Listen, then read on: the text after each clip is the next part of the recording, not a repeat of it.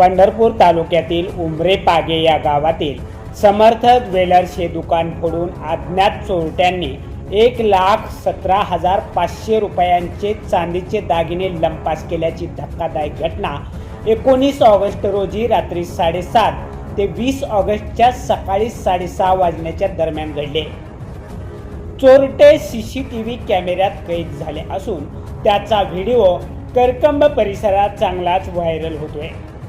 याबाबत समर्थ ज्वेलर्सचे मालक ओंकार संतोष महामुनी वय वर्षे 24 राहणार नेवरे तालुका माळशिरस यांनी करकंब पोलीस ठाण्यात फिर्याद दिले।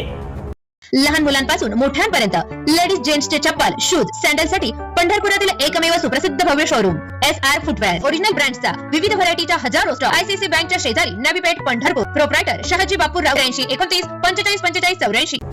त्यांनी दिलेल्या फिर्यादीनुसार चोरट्यांनी दुकानातील 17,500 रुपये किमतीच्या 17 चांदीच्या अंगठ्या ज्याचं वजन 68 ग्रॅम आहे आणि 1,00,000 रुपये किमतीची 8 चांदीची जोडवी ज्याचं वजन 400 ग्रॅम असं आहे असा एकूण 1,17,500 रुपयांचा ऐवज चोरून पोबारा केलाय।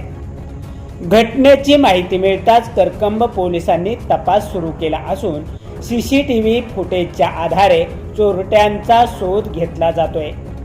या प्रकरणी 20 ऑगस्ट रोजी रात्री 10:18 अज्ञात चोरट्यांविरुद्ध गुन्हा दाखल करण्यात आलाय। पुढील तपास निलेश पोमने हे करत आहेत।